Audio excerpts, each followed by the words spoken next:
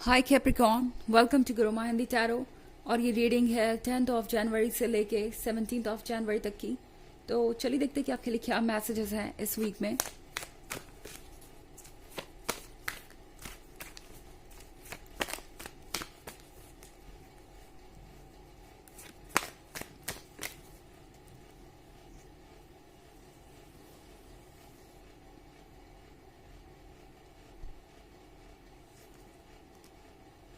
Five of Wands, Four of Wands in reverse, Nine of Cups,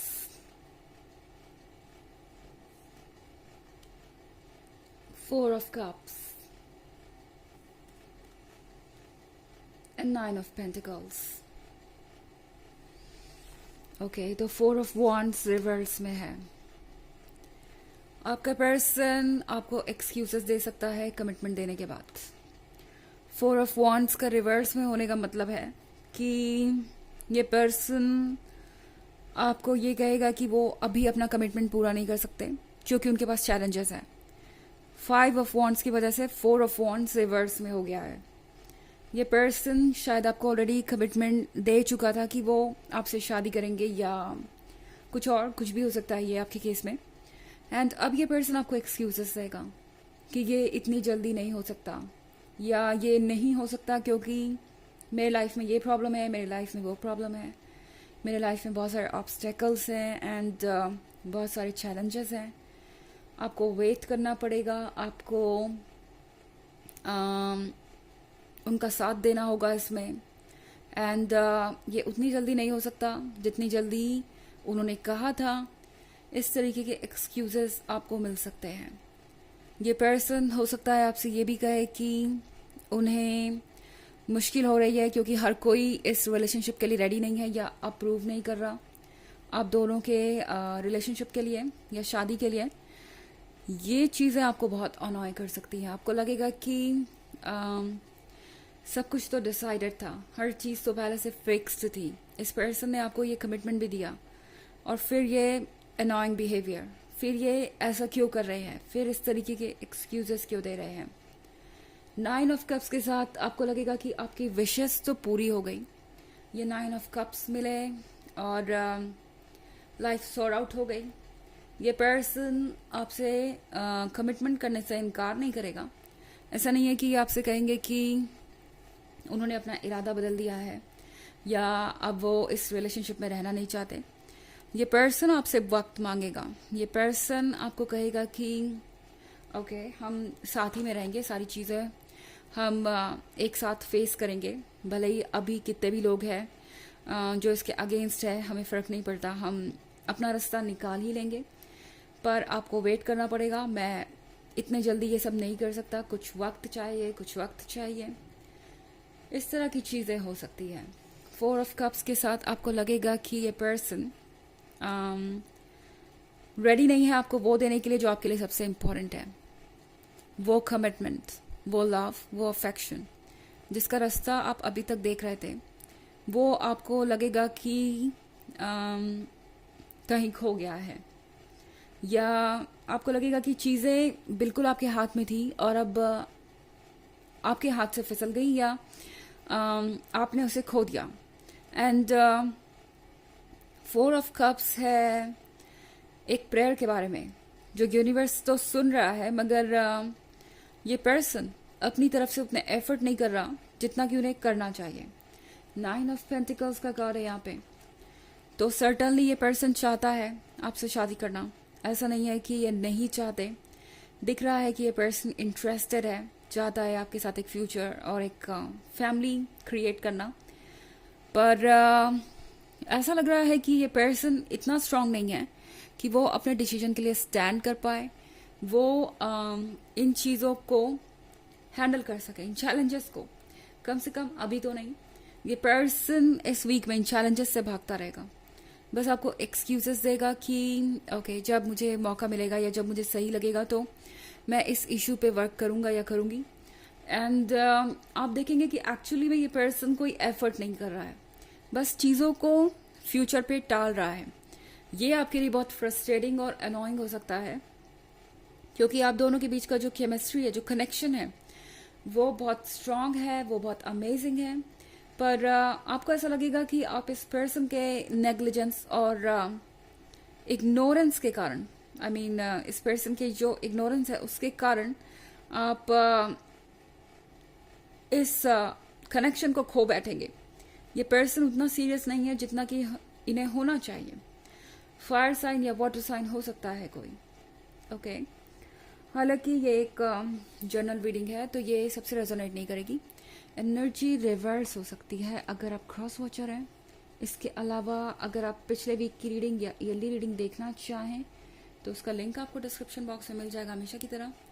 चलिए आगे बढ़ते हैं और देखते हैं और क्या मैसेजेस हैं आपके लिए। Eight of swords in reverse, the hanged woman, the moon, two of pentacles,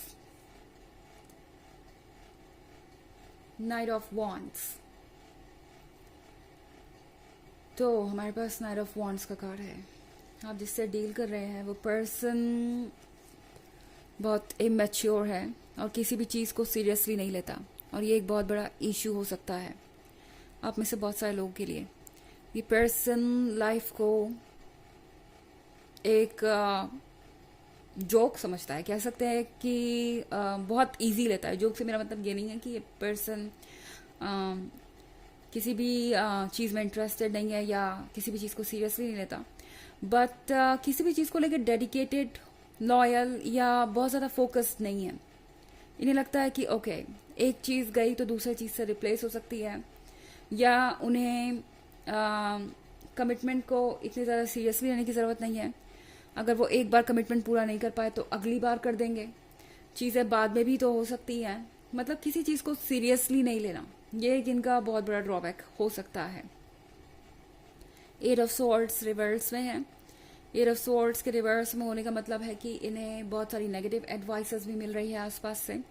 इन्हें बहुत कुछ ऐसा सुनने को मिल रहा है जो हेल्दी नहीं है इस रिलेशनशिप के लिए।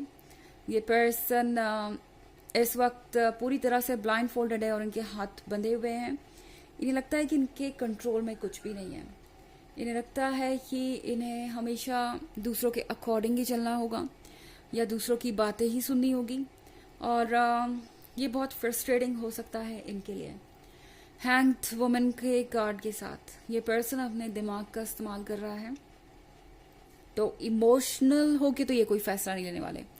अगर इनके इमोशंस आपके लिए स्ट्रांग है भी, तो भी इनके इमोशंस इनसे वो फैसला नहीं करवा सकते जो आप चाहते हैं कि वो इमीडिएटली करें, जबकि ये इनका खुद का दिया हुआ कमिटमेंट है।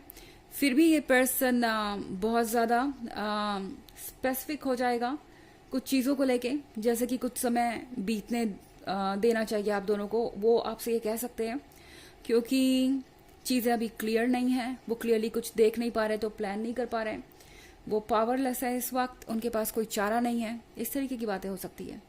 ये पर्सन दिमाग की ज़्यादा सुन रहा है, और टू ऑफ पेंटिकल्स के साथ आपको बिल्कुल कंफ्यूज कर देगा। द मून के कार्ड के साथ आप सोचेंगे क्या आप इस रिलेशनशिप में सेफ हैं, क्या ये रिलेशनशिप वैसा ही है जैसा आप अपने लिए चाहते थे, या फिर पानी के नीचे कुछ और है, या फिर ये सिर्फ आपका वहम है।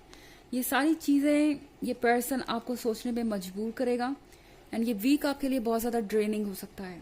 तो अपने आप को ड्रेन मत कीजिए, एंड फोकस कीजिए कि आप चाहते क्या हैं। एक ऑरेकल कार्ड देखते हैं आपके लिए, क्या मैसेज है, आपको क्या करना चाहिए इस सिचुएशन में।